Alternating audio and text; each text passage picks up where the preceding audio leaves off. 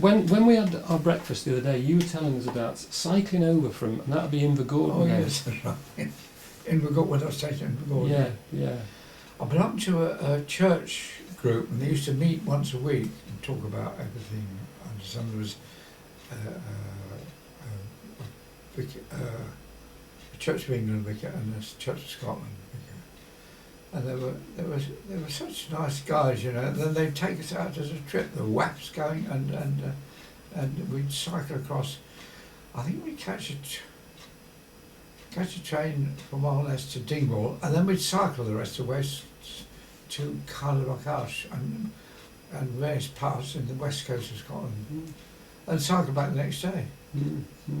Well, that was our day off. We'd go the night before, but it was marvellous. We'd sleep in a Scottish youth hostel, which were pallahouses, which, you know, Hessian things filled with straw, but it was good. And well, I've told you a story about the fishing in Skye. There's a kind of a jetty, and you could see little fish, and virtually the kids used to drop a bent pin down and get a little fish, and use the little fish as bait for the bigger fish that were down further up. And what did they do with the fish? Were they selling them, or were they for their own consumption? Well, I think they took them home to eat. Yeah. But it was considered a sport, bit of fun, you know. I suppose. Yeah. So you finished up the war in Australia. Yes, yes. What happened? Well, the hospitality in Australia was phenomenal. You could go to the British Centre in Sydney, and there was a whole list of people who wanted to entertain English servicemen, because the naval ships were often in Sydney Harbour, and it was phenomenal. And then we went over to, and there was a dance every night in the British Centre, so you could dance every night if you wanted to. But when I was posted over to Perth, West Australia, the hospitality was just as good. There was a centre there, and the Howards, somebody called the Howards, had a radio shop in town, took a fancy to me, and I used to go there about once a week to have a lovely evening meal, and the neighbours used to come up, and it was really good. They introduced me to somebody called Valmay there. She was a lovely girl, but nothing came of it. But she was just a nice girl, and I was introduced to her. And Mrs. Howard was very accommodating. I didn't stay the night there. I just used to go there for the day and then go back to the billet. And we used to sleep in sort of open shacks, but we always had to have a mosquito net in case the mosquitoes were active. They weren't malaria carrying, but they could inflict a lot of bites on you. And that was it. And also our washing facilities, it really trained us, because we had to do all our own washing and ironing, and it was done in the open. They were sort of open sheds that you could do your boiling, your washing in, and ironing in. And it was good training for us, because I still iron my own shirts. That's about it. The hospitality was good. So the war, is it VJ Day? Is that the war ending? VJ Day we celebrated, but VE Day in Australia, I was there then, and we didn't celebrate it at all. We waited until the Japs had given in, or till the war ended against Japan, because it looked like lasting a long time at the time. So that was Australia, a very good country.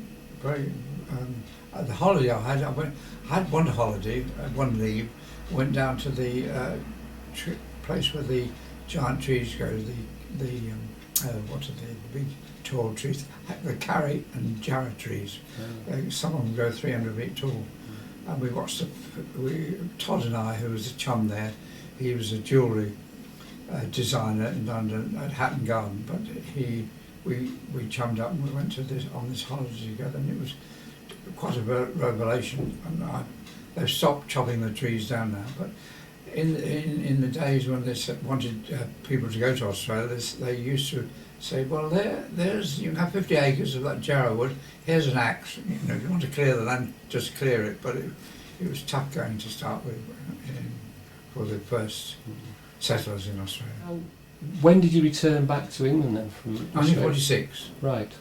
I forget the month, and White Cliffs of Dover loomed up when we were home. And we came back through the Suez Canal, and it was fun going through the canal because there were lots of soldiers, British on this side, and they knew we were on the way home, so you can imagine the exchange that went on. But the trading at Aden, yes, you could throw a penny in, and little boy swimmers would catch the penny before it dropped to the bottom of the ocean. And there were traders that used to try and sell you baskets and all sorts of things.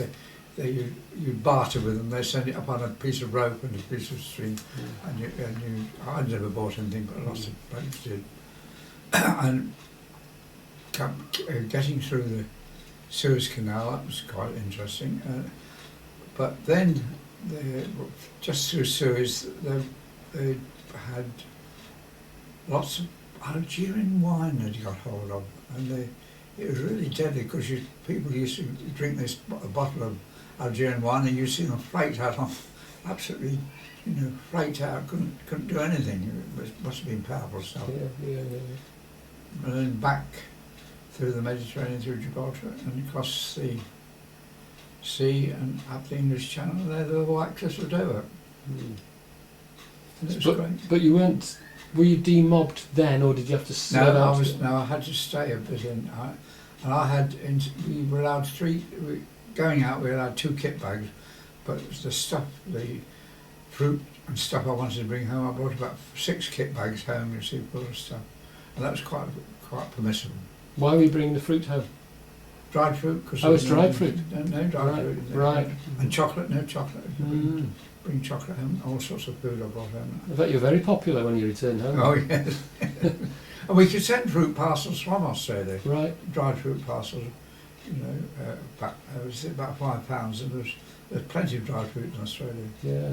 So the family got dried fruit as an addition. Yeah. And bananas were in the shops, and we hadn't seen bananas for years, Yeah. So, and actually at Carnarvon, where I did the engine change, was a banana growing area. Right. And I remember going out in the banana growing area and bringing a pawpaw home on a motorbike, and of course they're very soft, and holding it out, bringing it home. Yeah. So you returned. You went back to an RAF camp In Wiltshire. Wiltshire, right? Okay. Hull Abington, in Wiltshire, and were more or less doing nothing. There were piles of aeroplanes not being maintained, mosquitoes in the field, not being maintained, just rotting. But the war was over, and what did I do? You've talked about your wartime experiences. How did joining the RAF alter your outlook on life? Well, coming from a very rural area, a small village population of about 3,000, being pitched, which was quite rural and quite simple sort of life, going into the airport, meeting all sorts of people from all sorts of different trades and walks of life, was very interesting, and talking to them as an equal. I mean, we used to talk in the barracks about we're not only fighting Hitler, we're fighting for better conditions after the war, and to a certain extent, these wishes were fulfilled. And the debates in the barrack rooms were, not heated, but very constructive. And I met people who'd been working in car factories, producing spare parts for factories, and they said once they got so many parts done, they were stood off. They were unemployed for quite a time, and nobody thought this was right, really. To be mucked about too much, to be unemployed, and so things are, we hope, we're going to improve after the war, but we were determined that something was going to happen. I think it did. Mm. And so that it was just the unfairness of that, was it? That Yes, the young parents. You, Yes. mm, The other thing, I used to play games, play rugby, and it was an education to meet all the rugby players that played for international teams, and it was good. And I did say to the chappie, the engineer that I was working with, I sorry I can't be here, but I said I can't stop you going on Saturday afternoon. If you're ordered to play rugby, you just play. mm. So you must have been pretty good. Well, I don't know about that. Well, because what were you picked for? Well, it was only the first team. Yeah. Yeah. Yeah. And I played scrum half. Yeah. So did you enjoy that? Yes, Yeah. very much. I Yeah. enjoyed it.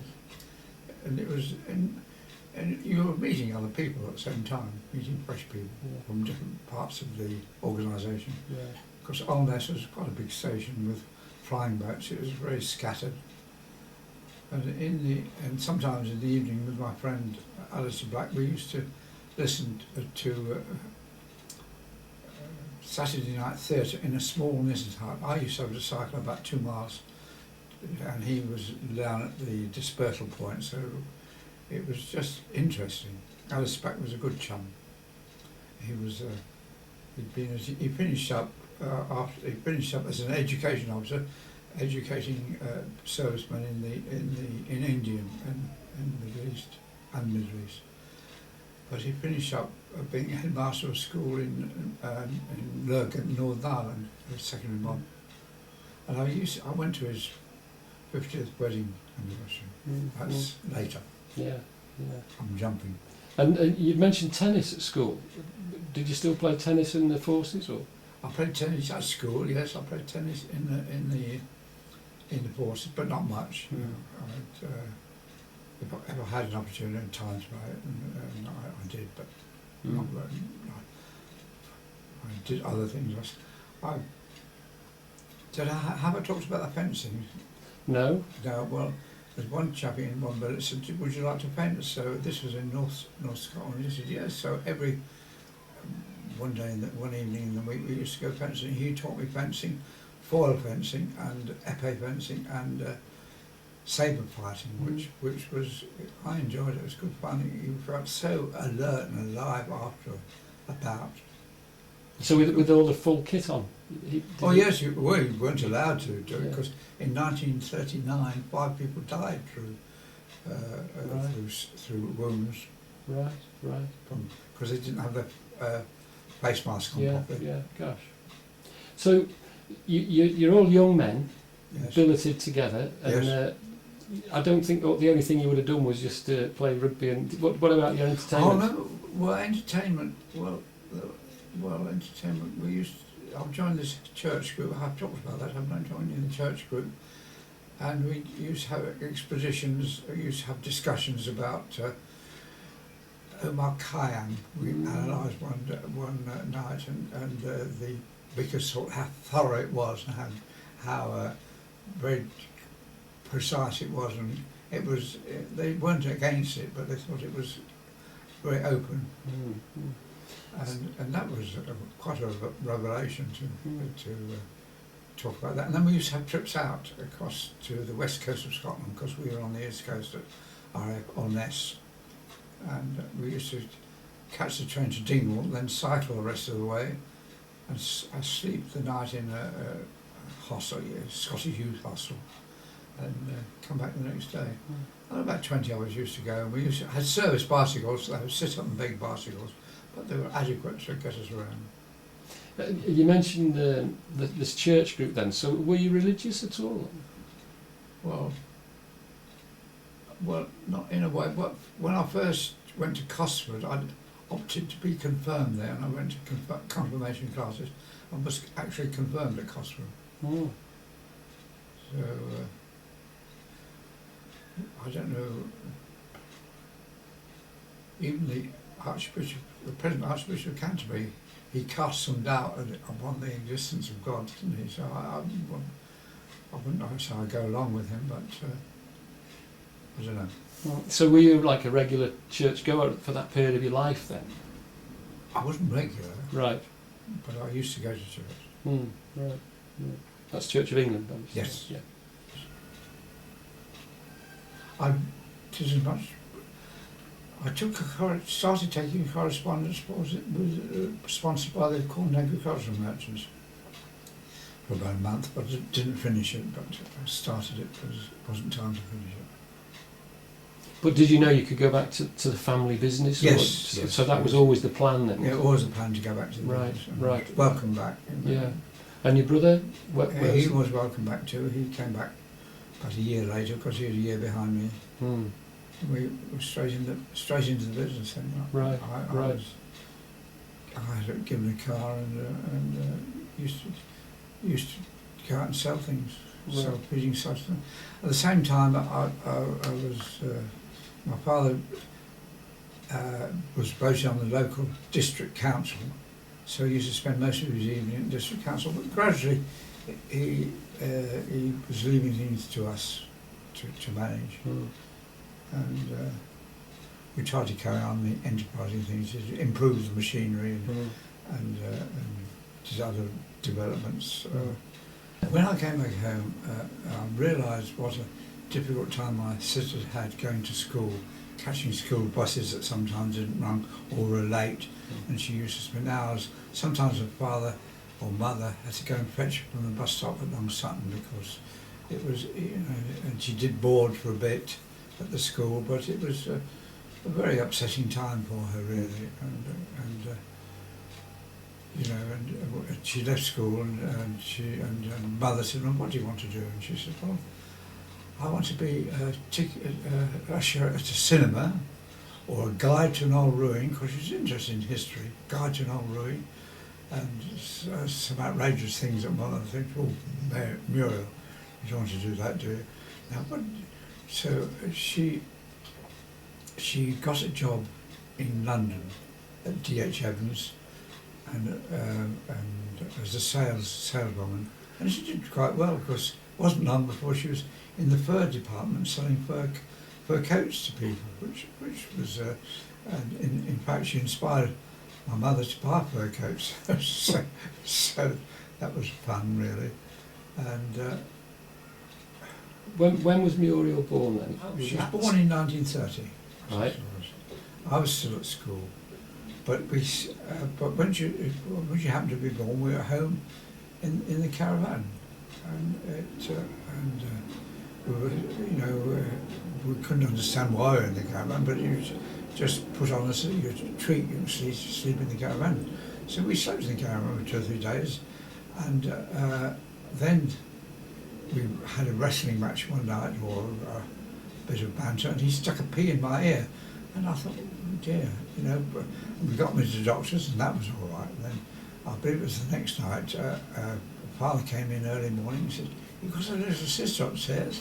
So we beated out the caravan in our pyjamas, I think, and to look at the little sister upstairs. That's my memory of it, and that was fun. Now where do we go from there? She was selling fur coats and came back and said, "I'd like to go to America." Mm-hmm. And we had a contact in America. One of her father's, I think it's called Sally, one of father's girlfriends had lived there, and so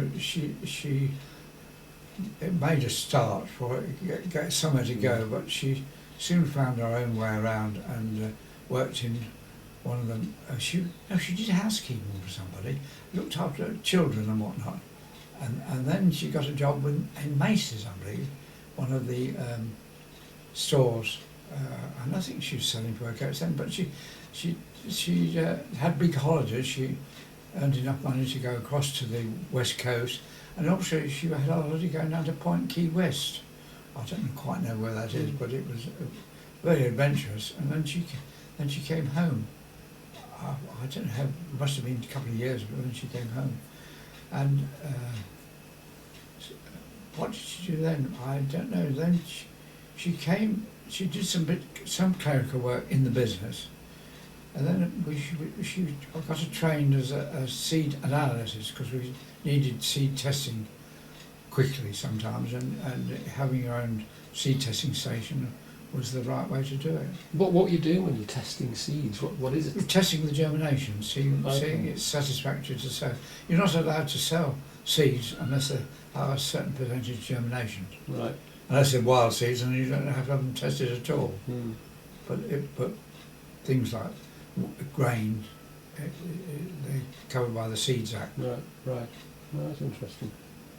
So then that's all three, the two brothers and the sister, working in the business. Yes. And is your dad still working for the business, and your mum, or? Mum isn't now, No. but Dad is withdrawn completely. He's the director of the limited company, and at meetings he'd raise things and he left it completely to us. I got trained out buying corn, you know, judging samples of wheat and barley, but you learn by experience how to do it. Mm. Settling disputes and whatnot, it was quite an art really. In settling a dispute with, say you bought some corn from a farmer and it was not up to sample and the whole load was refused, came back. Now you've got to settle with the farmer because he brought the sample up and it wasn't up to sample, so you know, and you've got to settle with him somehow because of an extra haulage, bringing it back that he'd had to pay. And I took relief out of my father's book. He said, if you're trying to settle a dispute, always have somebody with you. Not necessarily speaking up, but just with you. They can chip in sometimes, but just somebody who understands. Farmers sometimes get quite irate, you see, that they think they're going to have to. Well, it wasn't up to someone. You have to explain to them, and gradually. But if your discourse you can get a giggle or a laugh out of, you're home and dry. You see, if you can introduce a bit of humour, and that was part of the ploy to get them on your side if possible. But presumably it didn't happen all that often. No, not very often. No, but it was often pretty tense when it did. I watched my father do it several times, and he was kind of a peacemaker. And I like to think I inherited some of that from him. But and so was the business prospering then? Now? oh yes. We This is a 1954, 5, something like that. yeah, yes, and we sold a bit of fertiliser. Then I had a chance to sell more fertiliser. The ICI representative said, helped us to sell more fertiliser, and we were appointed an ICI agent. I thought, well, blow this, we've got to do something about this. So I watched, I could see there was a lot of chemicals being used on grain and all sorts, and the knowledge of artificial fertilisers was, it was improving. So I was instrumental in setting up a chemical company to deal with fertilisers and chemicals, and pointed to the director of it, somebody who knew the job inside out, and an accountant too, who was already in one, but he made him director, would give him an incentive to work, and the chemical thing was quite a success. Right. And we branched out a bit later on, because spraying with a helicopter, you could do 1,000 acres a day, which is phenomenal, really. And it also was less damage on potato crops, like spraying on potato, less damage than horses or tractors going through. It did fall out of favour, and at the time our helicopter crashed after about 3 years of successful trading. It crashed, and Leslie and I thought, we were two directors, and the other two directors with the accountant and somebody else all had equal share. We decided that it was best to take the insurance from the crashed helicopter. The pilot was saved, and forget it, because they were getting so restrictive about helicopter spraying that it was going to be not on. At the same time, I lived through the wheat revolution, which in 1939 the wheat yield was 1.25 tons an acre, but now the expected yield was then creeping up to 5 tons per acre. Oh. So it was all done through cultivations, knowledge of proper fertilising, and chemical application at the right time. Mm. It was becoming quite a science. And our party was gone over to, I arranged for a party to go to Germany to see what they were up to. And I was one of a party, and all our other directors, chemical directors, were as well. And we were seeing how the Germans were doing it. Mm. And we were on the same wavelength as they were. A lot of chemical companies were in Germany that were providing some of the chemicals, so it was in our interest to be interested. And the chemical company was very successful. So you're now about 27, 28 at this time, running a successful business with your brother and your sister. Yeah. Well, my sister was, she wasn't a director, but father was still. But then, to save tax money, the wives were included as directors. My sister, it was the advice of the accountant. My sister was, wasn't a director, but because she, I don't know why. But you weren't married by this time, were you? No. I was by the time we were getting a chemical company. Oh, right. So, yeah. So what's the story between you meeting your wife then? Well, there was Sutton Bridge was flooded. The river overspilled one night, and one day, and I thought, well, I want to get out of this, and so I went to a young farmer's ball in Spalding, and I had a dance with Sylvia, and I thought, well, nice girl, you see. So I said, come and play squash at Sutton Bridge. She said, oh yes, please. So the next Sunday she came over to play squash, because we've got permission to play up the squash courts on the RAF at Sutton Bridge. You see, there was a kind of club, and I took her down. When she came on a Sunday, we got the keys and went to play, and that's where it started. And we met in March, and were married on August the same year. Wow. So after you got married, where did you live? Well, we lived at Holbridge, which is between Sutton Bridge and Spalding. And Sylvia did another year's teaching at Spalding in Rural Science. And I used to commute to Sutton Bridge for the business. But after about a year, I bought another house. I bought a house in Sutton Bridge, Lindham Terrace, and that's where we started living. And to furnish it, well, this is very interesting. To furnish it, we just took time out and went by van to London, and used to shop in Heels and one of the other big stores in London. And at night we used to go out to Wimbledon Common and sleep in the van, you see. And that's how we and the stuff was sent by transport, and we bought these fantastic curtains, which were contemporary curtains, and everything was quite modern. And it was painted and furnished as we wished. And then that was quite an expedition. However, then I carried on the business, and we started from there, designing a house between us, an ideal house that we thought. So I wanted to build one. My father told me a bit of a patch of land near where he lived at the end of the lane, at the side of Mill Lane, and we planned to build it on there. And I basically designed, an architect put it together for me, but it was a house that had warm ducted air, central heating, no radiators, warm ducted air, and well insulated. The things that I wanted to get in, I couldn't get double glazing in 1953 when I wanted to, and lots of other things, modern things I wanted to get, and I couldn't get. But it was quite a modern house, and it was easy to manage. The temperature, we could be within 5 minutes of being in the house, we could switch the temperature to 17. Within 5 minutes, the whole house will be 17. So it's a lovely warm house, and nice. Every bedroom was warm. It's lovely.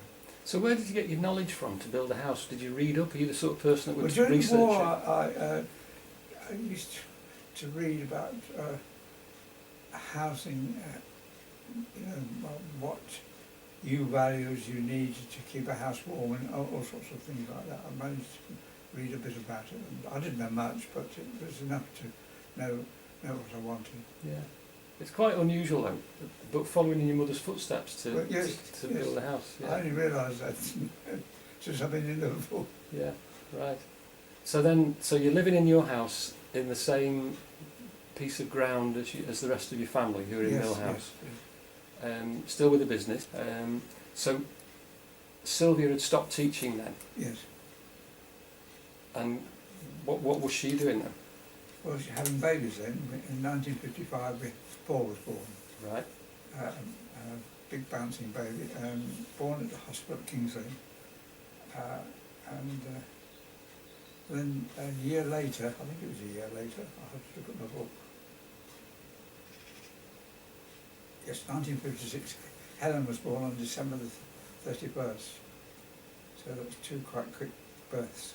And it was nice to have a boy and a girl. But I remember when Paul was born, if I can go back to this, when he was born, we hoisted a flag at the granaries, Garner. And that was just I haven't got a picture of me when I had one, but it's gone. Was that a flag you already had? Or- Yes, yes. Yeah. We use it at the agricultural shows that we used to show.